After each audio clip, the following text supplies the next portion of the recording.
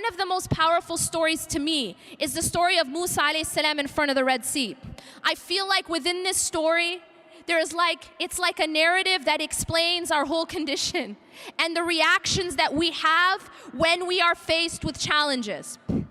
And Allah subhanahu wa ta'ala shows us in this story, He compares and contrasts the reactions of different people to the same external event or the same external obstacle. فَلَمَّا تَرَاءَ الْجَمْعَانِ قَالَ أَصْحَابُ مُوسَى إِنَّا لَمُدْرَكُونَ.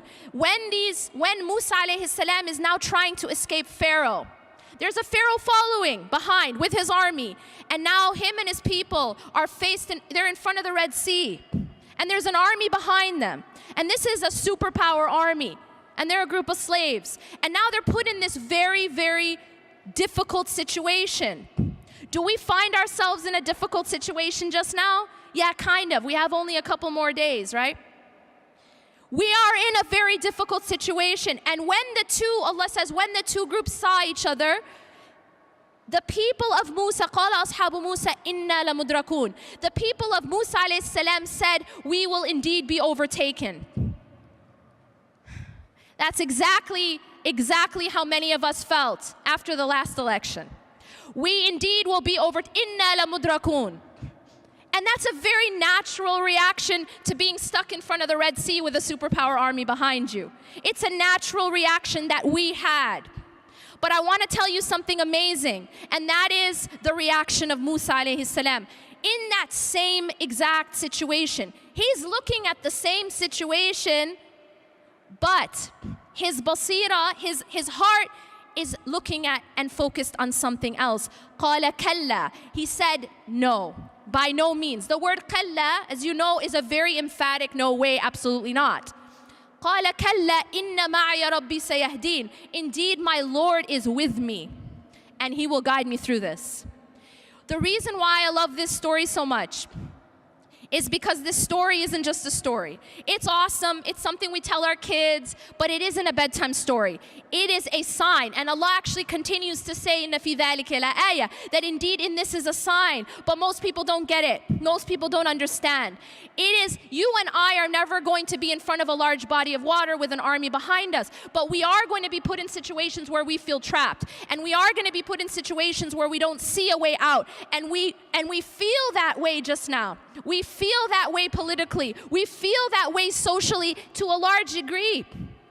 But what's so powerful here is how was Musa alayhi salam able to respond in that way? How was he able to say, no, we will not be overtaken. No, I'm not going to be shaken. I'm not even worried that we're going to be overtaken. Why was he able to do that? And the answer is because his focus was not on the problem. His focus was not on the Red Sea, and his focus was not on the army. His focus wasn't on Trump. His focus was on Allah. His focus was that, no, Inna ma'aya Rabbi sayahdeen, my Lord is with me. And if Allah is with you, you don't have to worry. He will guide me through.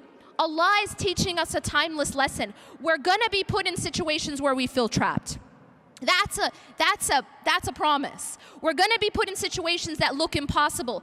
And what also strikes me about his story is that he didn't know how he was gonna get out of that situation. It's not like people were going around splitting seas. This wasn't like a regular occurrence.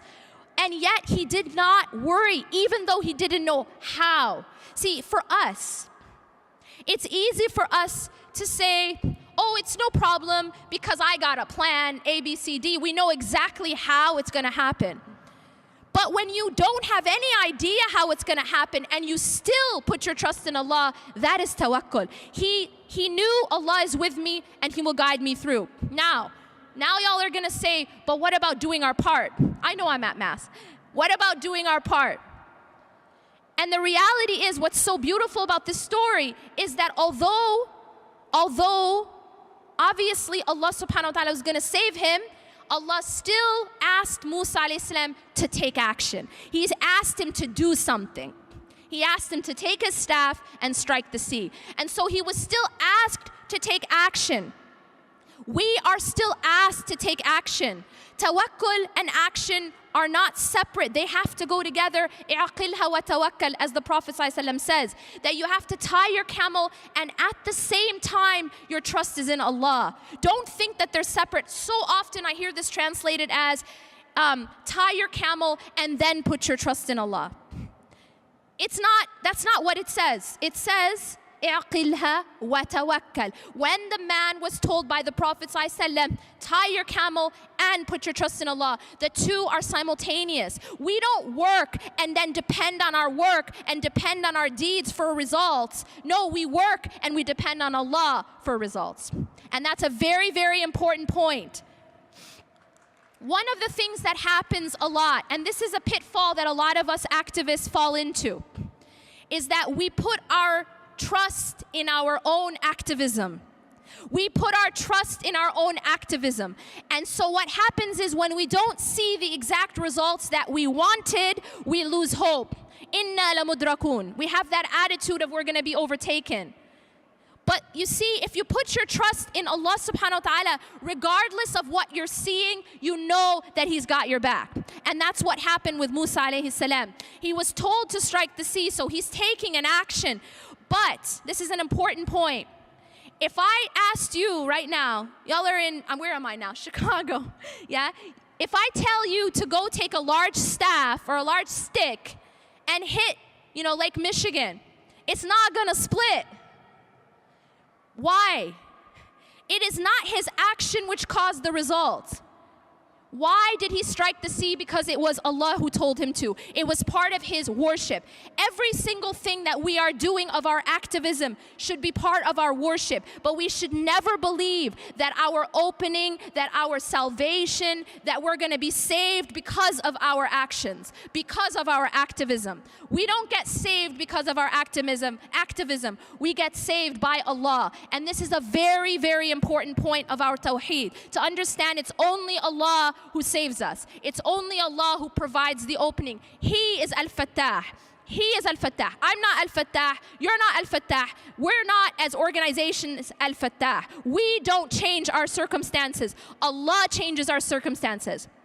But here's a very important point about the formula for change. إِنَّ اللَّهَ لَا يُغَيِّرُ مَا بِقَوْمٍ حَتَّى يُغَيِّرُ مَا بِأَنفُسِهِمْ. Yes, Allah is the one who changes our circumstances, but Allah also says that indeed Allah does not change the condition or the circumstances of a people until they change what's inside themselves. There is a job that we have to do. There is a striking of the sea that we have to do, but we have to at the same time never despair. We have to at the same time have the attitude of Kalla inna ma'a rabbi sayahdeen. Indeed, my Lord is with me and He will guide me through. This is extremely essential. And I will tell you this, if you are focused too much on the problem, you will have the reaction of Bani Israel. Because if all we talk about is the problem, if all we think about is the problem, if all we post about is the problem, if all we discuss is the problem, then what happens is, and this is a psychological reality, whatever you focus on grows. Whatever you focus on grows. This is why Allah subhanahu wa ta'ala told us to focus on dhikr. That the more that we focus on the remembrance of Allah, the bigger the importance of Allah subhanahu wa ta'ala is in our lives. But if we're focused on everything that's going wrong, if our focus is on everyone who's saying this about us, and they're going to do this to us, and then this, and that's it, and that's my focal point, I promise you we will fall into despair. And the reason for that is that the problem will actually grow because it becomes our focal point. And this is a dangerous thing that we fall into. Our focal point needs to be Inna ma'a rabbi sayahdeen. This is a very different focal point. The focal point of Musa alayhi salam, indeed my Lord is with me and He will guide me through. Yes, I do my part. But while I'm doing my part, my heart is looking at Allah. My heart isn't looking at the problem. My heart isn't focused on what Trump is saying or what Trump isn't saying or what he's going to do or what he's not going to do. Yes, I do my part because it's part of my worship. But Allah subhanahu wa ta'ala is my focus. And when Allah is your focus, then you don't fall into despair because you know that Allah's got you. This is extremely important.